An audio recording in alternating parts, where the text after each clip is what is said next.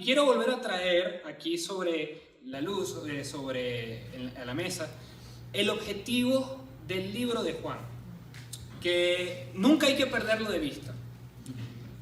Y ese objetivo se encuentra, como ya hemos visto, en Juan 20:31, que dice: pero estas cosas, lo que se ha narrado en el libro, estas cosas se han escrito para que ustedes crean que Jesús es el Cristo, el Hijo de Dios, y para que al creer tengan vida en su nombre. Ese es el objetivo. Entonces, cuando nosotros hacemos un viaje a través de este libro y tenemos en mente por qué se escribieron todas estas cosas, para qué se escribieron, nos vamos a dar cuenta que el mensaje es mucho más profundo. Pero cuando perdemos eso de vista, a veces podemos ver un mensaje trivial o se puede desenfocar o incluso hasta se puede sacar de contexto. Pero cuando ponemos la lupa y hacemos un análisis y mantenemos todo en perspectiva, nos damos cuenta de que hay un mensaje muy claro dentro de este libro. Entonces, la historia que vamos a ver hoy queda en Juan 4. Esta es una historia bastante corta, pero a pesar de lo corta, es especial y tiene un mensaje que es relevante para los cristianos hoy en día. Sabemos que la palabra de Dios es aplicable a cualquier persona, en cualquier momento y en cualquier lugar. Y para esta carta de Juan, esa no es la excepción. Y esta es una historia que me gustaría contarla como en 3 capítulos, o en 3 partes. ¿Sí? Pero primero, vamos a leerla. Por favor, acompáñenme a Juan 4, desde el 43 hasta el 54. Y dice: pasados los 2 días, Jesús siguió camino a Galilea. Él mismo había declarado que un profeta no recibe honra en su propio pueblo. Sin embargo, los galileos lo recibieron bien, porque habían estado en Jerusalén durante la celebración de la Pascua y habían visto todo lo que él hizo ahí. En su paso por Galilea, Jesús llegó a Caná, donde había convertido el agua en vino. Cerca de allí, en Capernaum, había un funcionario de gobierno que tenía un hijo muy enfermo. Cuando supo que Jesús había ido de Judea a Galilea, fue a verlo y le rogó que se dirigiera a Capernaum para sanar a su hijo, quien estaba al borde de la muerte.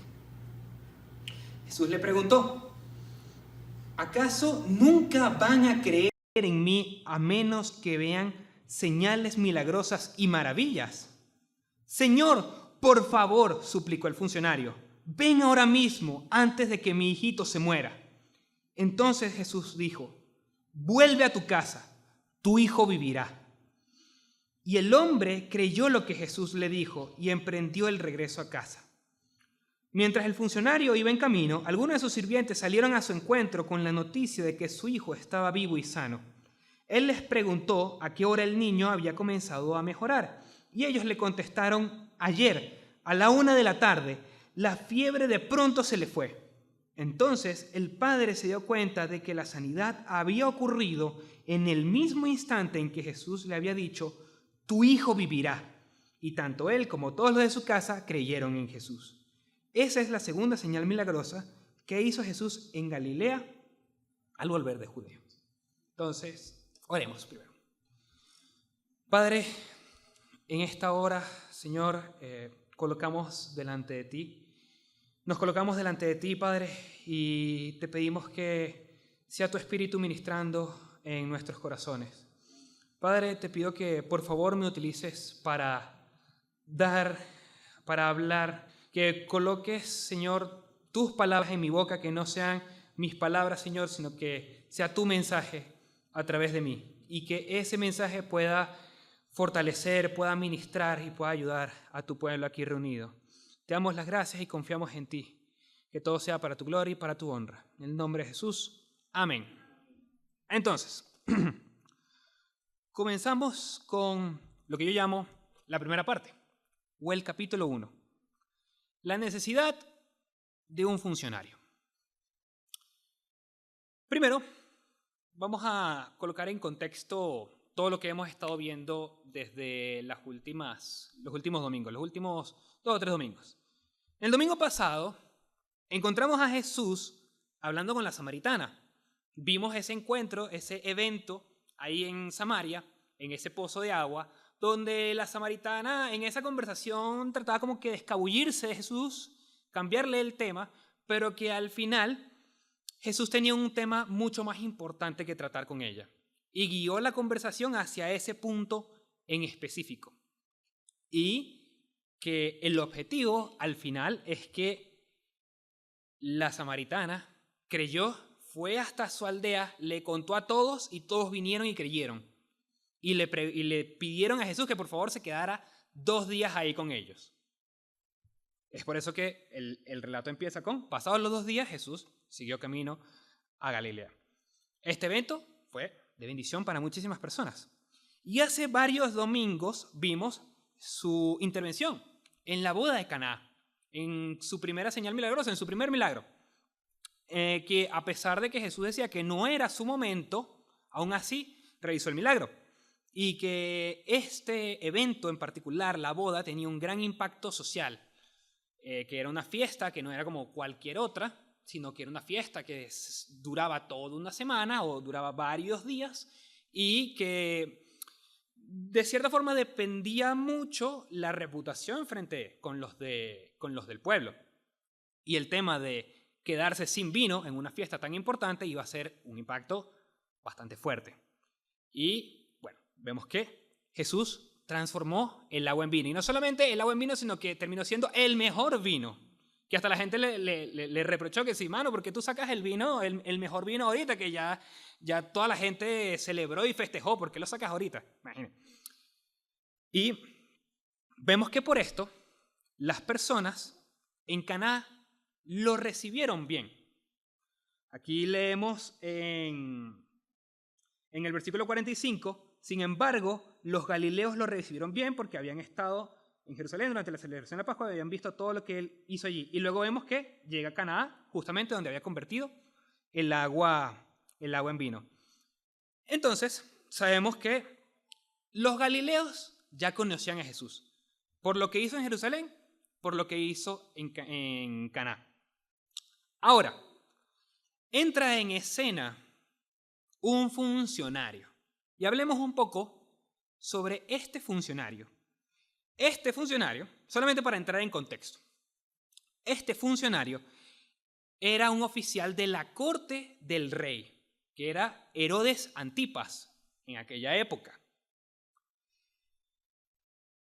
El puesto del rey no era bien visto en aquella época. Este puesto político, y precisamente más para los judíos, era bastante adverso. Digamos que no le tenían tan buena estima a esa posición política que estaba ahí. Y también una persona dentro de la corte, es decir, una persona adscrita a ese cargo, una persona que colabore, una persona que estuviera dentro de la corte de ese rey, digamos que tampoco iba a ser vista de la mejor forma. Esta persona pudiera ser un romano, pero también pudiera ser incluso hasta un judío, un mismo judío que, bueno, era una persona que, bueno, o sea, había vendido sus valores y había empezado a trabajar con el rey. Asimismo, el rey también podía ser un gobierno títere colocado por el emperador. Entonces, ya pueden ver que la perspectiva no era como tan positiva, no era como bien vista. Vemos algo interesante. Este oficial conocía a Jesús. De algún sitio había escuchado hablar de él.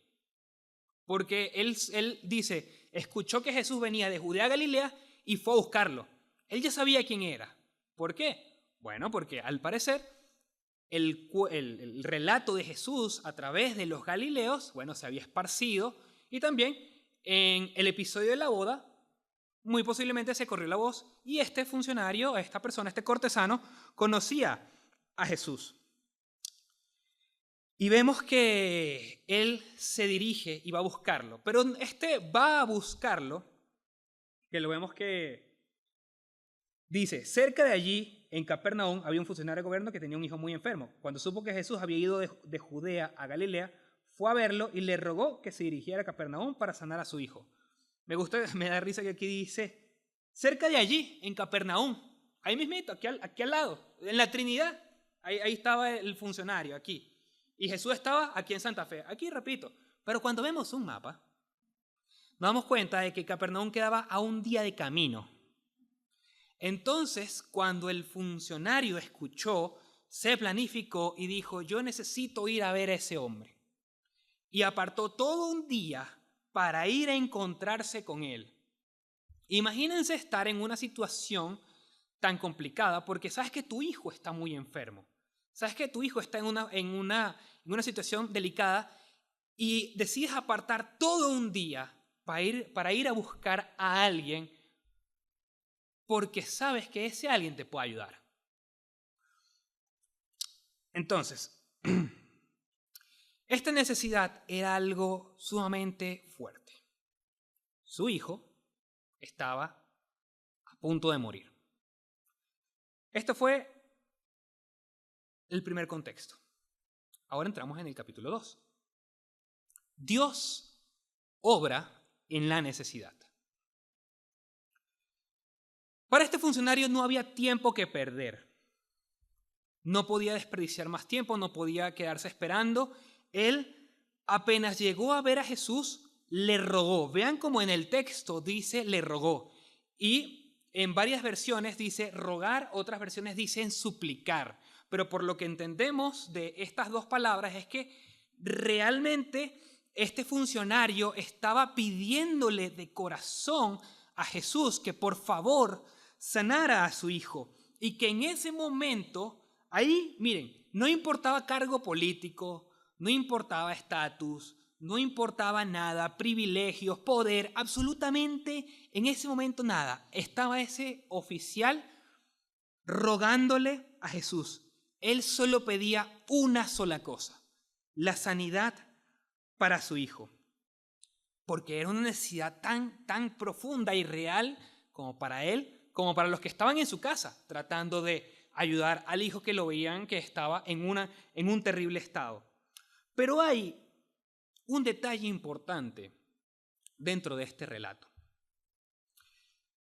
Y es que tanto los galileos como este funcionario veían a Jesús como un hacedor de milagros, pero no lo veían como el Hijo de Dios. Ellos lo recibieron bien cuando Jesús vino de Galilea, pero es por todo lo que habían visto, el agua en vino, lo que hizo en Jerusalén. Muchos comentaristas hablan de que Jesús recibió cierta honra a modo de respeto, pero no una honra como Jesús la merece, que es la gloria. Entonces, estas personas tenían esta visión de que este hombre que tenía enfrente puede hacer cosas grandiosas, puede hacer cosas magníficas. Esta persona me puede ayudar. Y ya vamos a ver otras cosas más adelante que respalden esto. Esta persona me puede ayudar, pero no lo ven como, de nuevo, el Hijo de Dios, Dios encarnado. Y ahí hay un problema. Están asombrados por lo que han visto, pero no han sido transformados profundamente. Por la vista creen, pero no realmente de profundo corazón. Me pregunto si en la actualidad hay personas que conocen a Dios de esta misma forma superficial, que conocen a Jesús como un Dios utilitario, un Dios que te ayuda en la necesidad y ven los beneficios y una vida cómoda, una vida sana, pero nada más eso.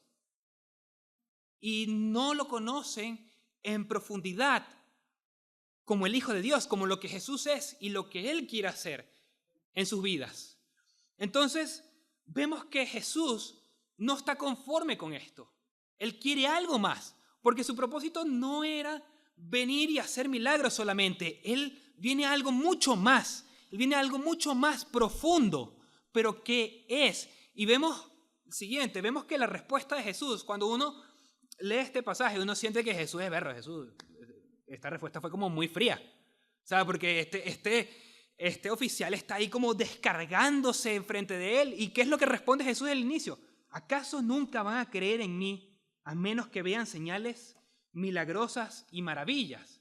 Parece como muy tajante, pero Jesús comprende cuál es la situación del corazón humano.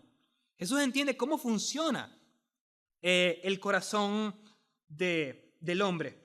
Y pareciera, por la forma como habla, porque habla como en plural, que no le habla solamente al oficial que está ahí, al funcionario que está ahí, sino quizás a también otras personas que se acercaron a ver. Porque dice, ¿acaso nunca van a creer en mí a menos que vean señales milagrosas y maravillas? Pero a pesar de que esto pueda sonar como frío o tajante, el propósito es que Jesús no quería ser conocido solamente como alguien que hace milagros, como alguien que hace cosas bonitas y extraordinarias. Y vean el énfasis en que dice, ¿acaso nunca van a creer en mí? Ese es el sentido. ¿Acaso nunca van a creer en mí? Ese es el objetivo.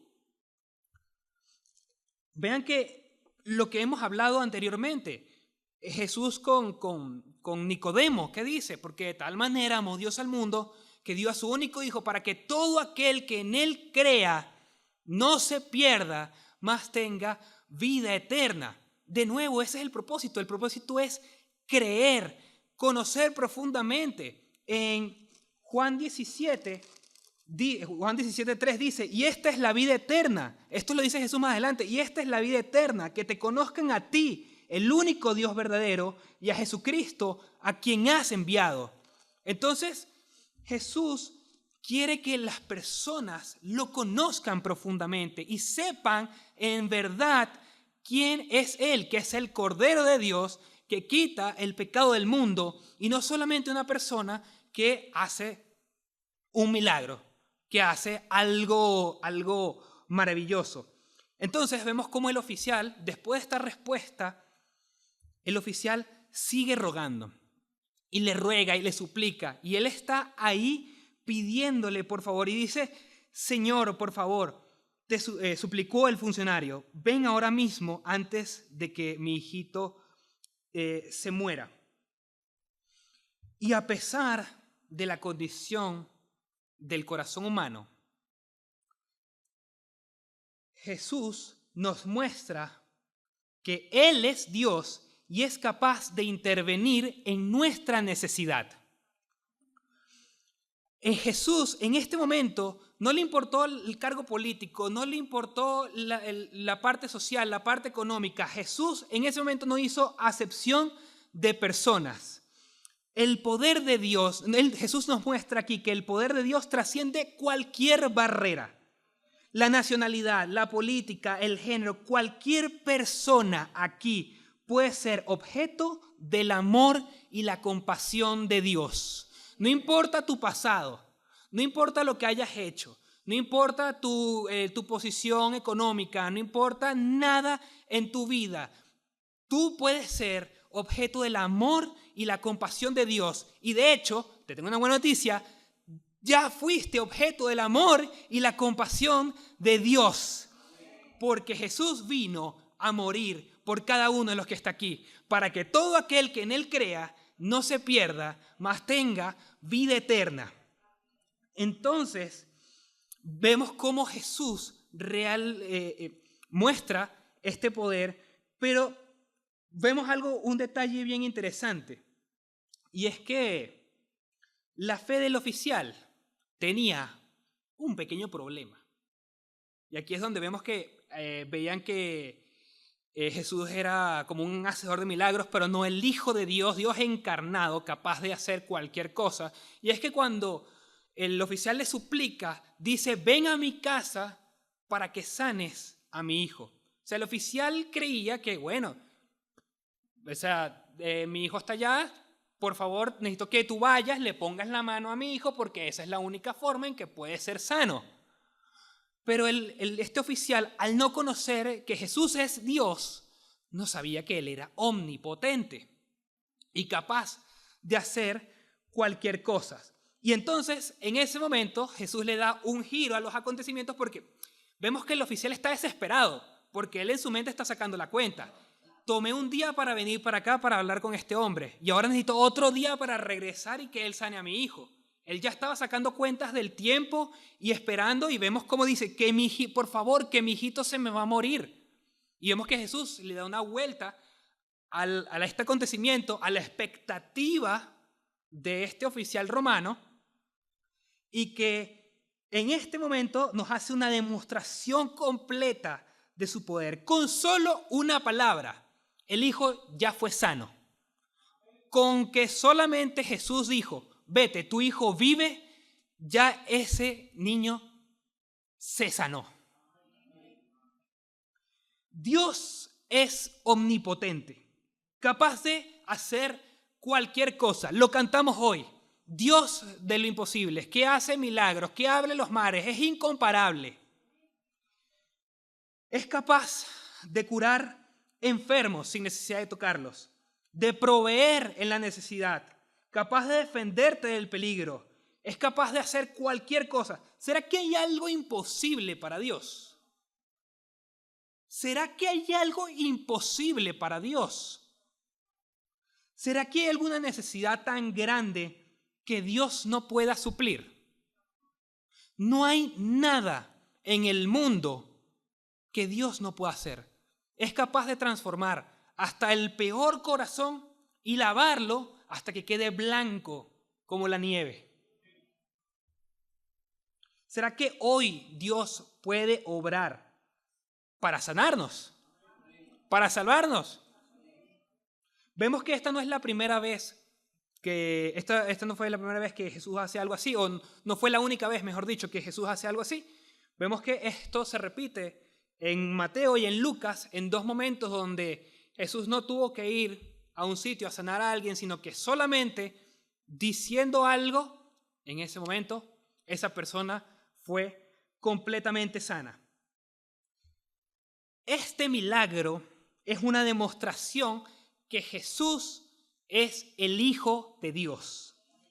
Y el propósito del milagro no solamente era la curación del Hijo, era algo mucho mayor.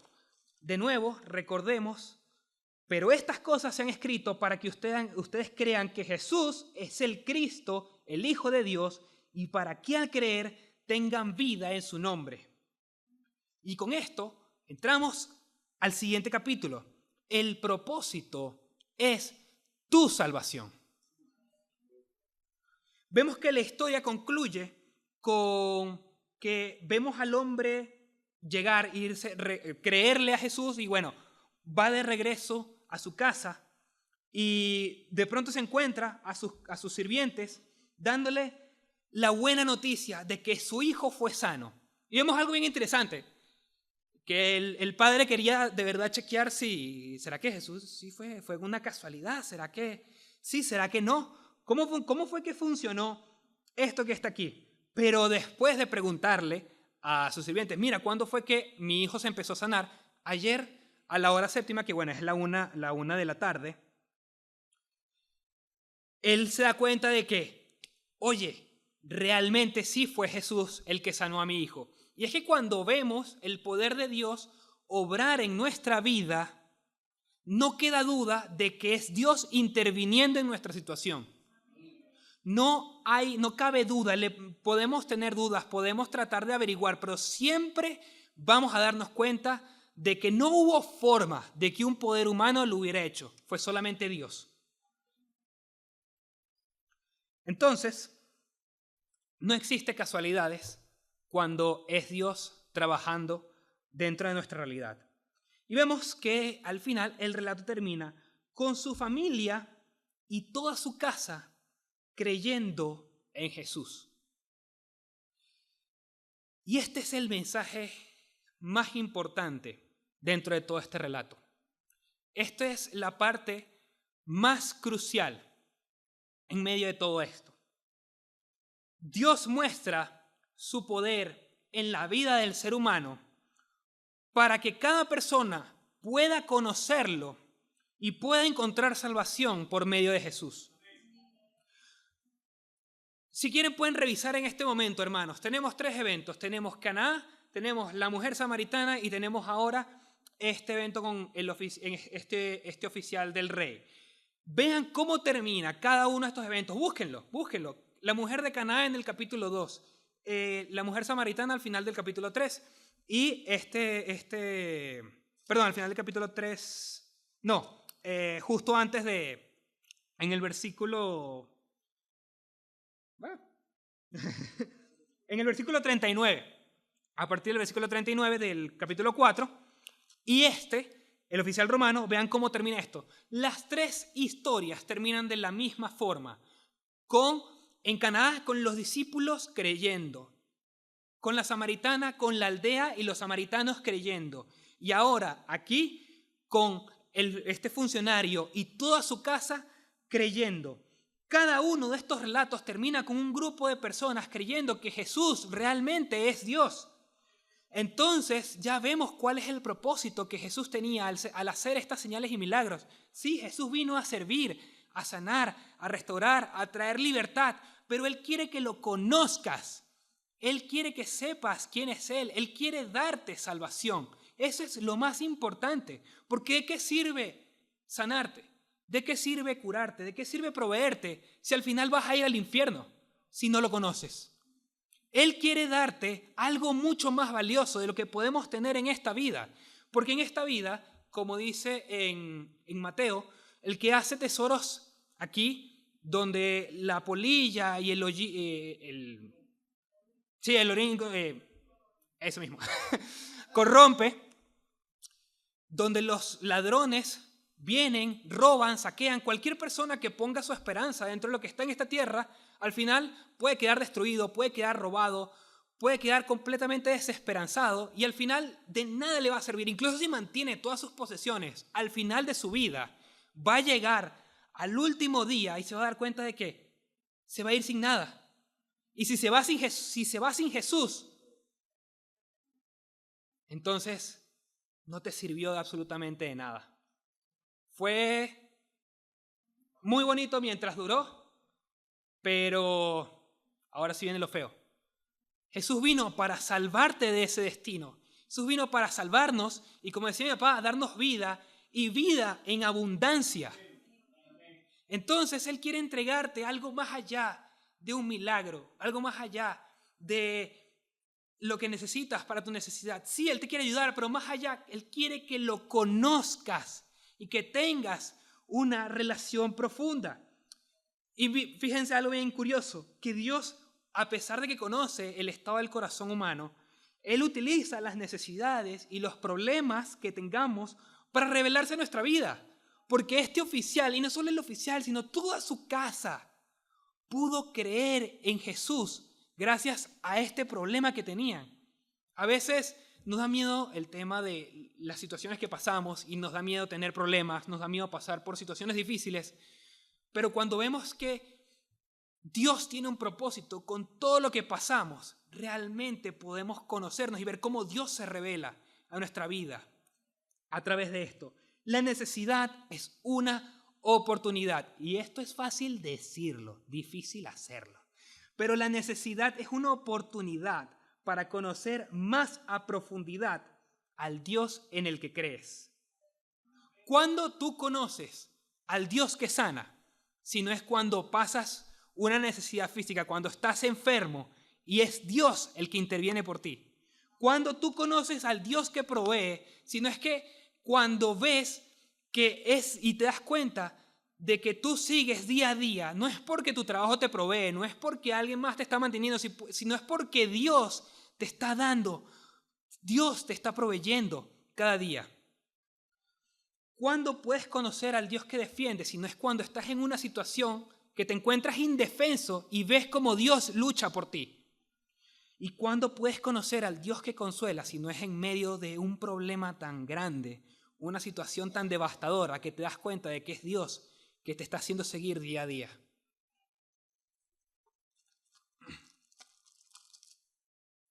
Cuando nos ponemos a ver y nos ponemos a profundizar en los nombres de Dios, los nombres compuestos que Dios tiene. Jehová Jireh, quien provee. Jehová Rafa, sanador. Jehová Sama, el que está allí. Sabaoth, el de los ejércitos. Nisi, mi estandarte, mi bandera. Shalom, mi paz. El Shaddai, todopoderoso. Nos damos cuenta que cuando juntamos todo esto es algo que aprendí el pastor. Cuando juntamos todo esto, nos damos cuenta de que el significado de todos estos nombres es el Dios que satisface todas las necesidades. Por eso es que Dios dice en uno de sus salmos, estén quietos y observen que yo soy el Señor. Y me encanta cómo dice David en el Salmo 107:20, me encanta cómo dice este salmo que dice, den gracias al Señor porque Él es bueno, su fiel amor perdura para siempre. Los ha rescatado el Señor, entonces hablen con libertad, cuenten a otros lo que Él los ha rescatado de sus enemigos.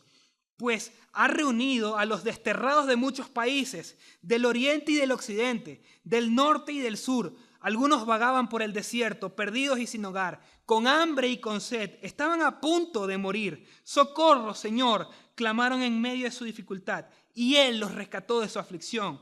Los llevó directo a un lugar seguro, a una ciudad donde pudieran vivir. Que alaben al Señor por su gran amor y por todas las obras maravillosas que ha hecho a favor de ellos, pues Él satisface al sediento y al hambriento lo llena de cosas buenas. El fin último, a pesar de esto, fíjense hermanos, que no es solamente satisfacer tus necesidades. Dios es el Dios que satisface todas tus necesidades, pero ese no es su propósito final. Es que Dios quiere que lo conozcas profundamente. Dios quiere darte salvación por medio de Jesús y que experimentes una vida de profundo propósito, una vida con sentido, que lo veas obrar en cada área de tu vida. ¿De dónde creen que surgen estas palabras de David? De una persona que conoce a un Dios de forma superficial, de una persona que conoce a un Dios de lo que lo ha escuchado, de a veces que oye una prédica o algo. No, sino de una persona que realmente lo ha visto actuar en su vida, que lo ha defendido. Porque cuando vemos la historia de David, vemos cómo Dios lo defiende, cómo Dios lo salva. Y vemos en los salmos cómo Él siempre alaba al Señor, cómo Él siempre le da gracias a Dios y cómo Él dice, alaben al Señor porque Él es bueno. Imagínense llegar aquí todos y tener este mismo corazón que tenía David y alabar así de corazón y decir, alaben al Señor porque Él es bueno y que todos digamos, amén, porque Él es bueno y que sepamos que en nuestra vida lo vemos obrar, lo vemos actuar, que para nosotros no hay casualidades. Para los cristianos no existen casualidades, sino que sabemos y le damos gracias a Dios por todo lo que Él hace en nuestro día a día. Cuando nos ponemos a ver minuto a minuto, hora tras hora, ¿cuántas veces no podemos decirle a Dios a lo largo del día, gracias Señor por esto? Empezando por abrir los ojos y decir, gracias Señor por la vida que me das. Gracias Señor por esto que me sucedió. E incluso por lo malo.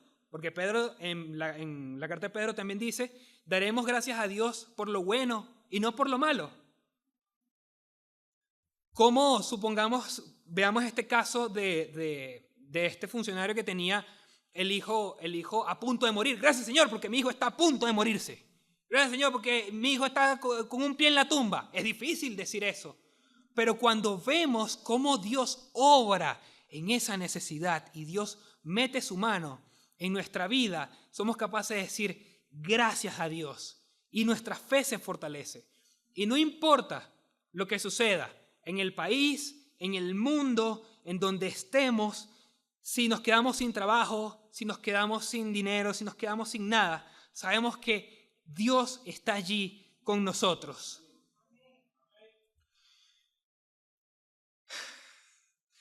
Dios quiere que tengamos una profunda adoración en nuestro estilo de vida, una adoración emocionante. El poder de Dios en nuestra realidad tiene como fin último que cada persona sea salva, que conozca a Jesús, que tenga una relación con Él. Y ahora para finalizar, unos principios prácticos de esta historia, y es que cada necesidad y cada prueba es una oportunidad para conocer más profundamente a Dios. Así que cuando estés pasando, o si en este momento estás pasando por un momento difícil, pregúntale a Dios, ¿cómo te puedo ver aquí? ¿Qué me quieres mostrar? Y conócelo, búscalo en profundidad. No solamente el milagro, sino aquel que hace el milagro. No existe obstáculo que pueda parar el poder de Dios en el propósito de la vida de una persona. Este funcionario creía que Jesús solamente iba a poder sanarlo si estaba en la casa con su hijo. Pero el poder de Dios trasciende cualquier principio, cualquier ley del universo. Él es el creador de todo lo que existe. Entonces nunca creas que la necesidad que tienes es tan grande que Dios no puede resolverla, que Dios no puede ayudarte en medio de lo que estás pasando. A veces uno dice, no, es que no hay salida. Claro que sí. Dios la crea donde no hay ninguna. Él creó el universo y no existía nada. ¿Tú crees que no puede crear una salida, una respuesta a la solución a la situación que estás pasando? Jesús quiere darte propósito y sentido a tu vida. Pero primero tienes que conocerlo y creer en lo que hizo por ti. En que murió por tus pecados, que resucitó al tercer día y que realmente Él es el Cordero de Dios que quita el pecado del mundo. Que lo hizo por gracia, que nosotros no merecíamos nada. Así como este funcionario tampoco merecía nada, ninguno de nosotros aquí merece nada. Y aún así nosotros fuimos el objeto del amor y la gracia de Dios, en que sin haber hecho nada y siendo pecadores, Cristo murió por nosotros. Todo es gracia. Como cristianos, la manera de conocer más profundamente a Dios es estando atentos a la forma como Él se muestra en nuestra vida y estando atentos a cómo podemos alabarle cada día y darle gracias por pequeños detalles, grandes detalles, cualquier cosa que vemos como Dios obra en nuestra vida. Y te hago esta pregunta final. ¿Estás más enfocado en el milagro o en la persona que hace el milagro? Señor, te damos las gracias por este mensaje, Padre. Señor, ayúdanos a conocerte profundamente, porque al final tú viniste a esta tierra para rescatarnos y tú viniste a esta tierra para que podamos tener una relación contigo. Porque tú estando en el cielo, en tu reino, Señor, tú no tenías que venir para nada, pero tanto amaste al mundo que mandaste a tu Hijo para que todo el que en Él crea pudiera tener vida eterna. Gracias, Señor, por tu amor. Gracias, Señor, por tu gracia. Gracias, Señor, porque hoy tenemos la posibilidad de conocer al Dios Altísimo, al conocer al Dios de lo imposible, conocer ese corazón que está rebosando de profundo amor y misericordia, ese corazón que emana propósito y sentido a la vida de cualquier ser humano. Te damos las gracias, Señor, porque los huérfanos pueden conocer a un Padre, porque cada persona que se sienta sola puede conocer a alguien que lo acompaña, que lo ama profundamente. Gracias, Señor, porque tú lo has dado todo por nosotros. Gracias, Padre, por esta hora y te pedimos que tú cambies nuestro corazón y que si hay alguien aquí que necesita de tu salvación, Padre, que tú y que sea tu Espíritu hablando a su vida y trayendo convicción del pecado y la necesidad del arrepentimiento para alcanzar este regalo tan hermoso que es la vida eterna, Padre. Señor, que este amor que tú nos has mostrado nos haga desbordar en adoración cada día, que nos haga desbordar en frutos de arrepentimiento y que lo que hagamos día a día sea como un canto de agradecimiento a lo que tú has hecho por ti, a lo que tú has hecho por nosotros, Señor. Te damos las gracias, Padre. Te encomendamos el resto de la tarde. En el nombre de Jesús. Amén.